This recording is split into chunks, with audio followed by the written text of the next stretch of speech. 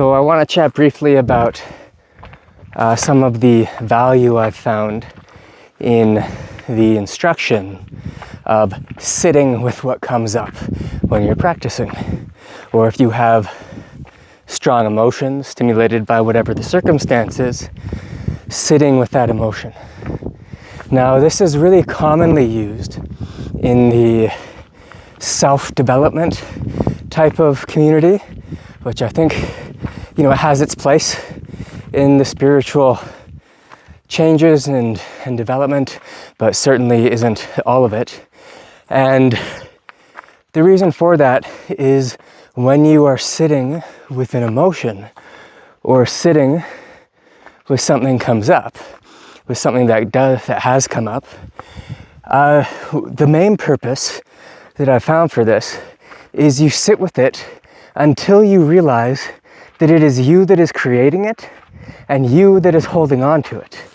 And as soon as we are able to see beyond the identity that clings to that particular emotion and that uses it as a stabilizer for the identity's very existence, well, then we can let it go.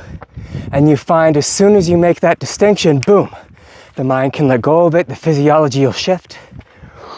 Whew. I need to do more cardio. And often, your responsiveness to that type of stimulus will be drastically reduced.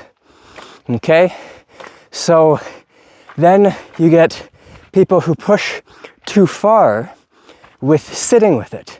And once it's been released and we've distinguished it and we're not identifying with it anymore, then the error can come, I think it's an error, where you hold on to that response in your body.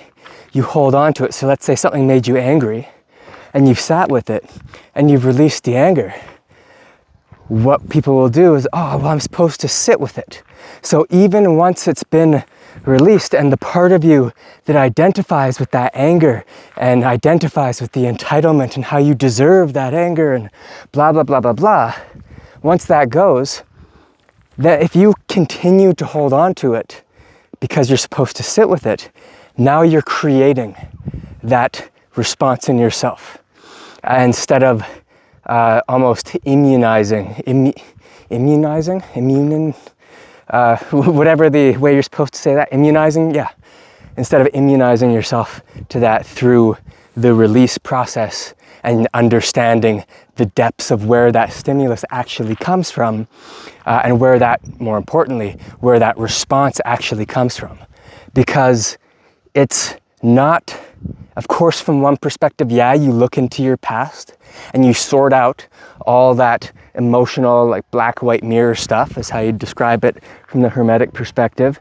You sort out the elements and understand it. You can go through that process.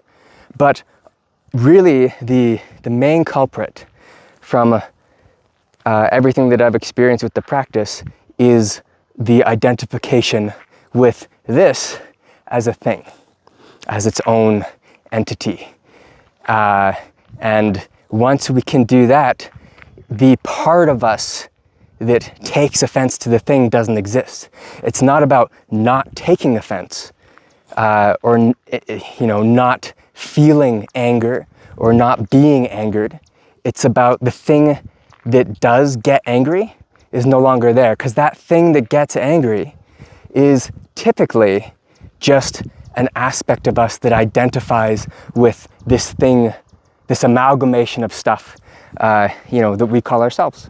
So anyway, hope this was entertaining at the very least, and certainly a nice view. All right, I'm gonna practice here because the sun's going down and it's beautiful. Talk soon, bye guys.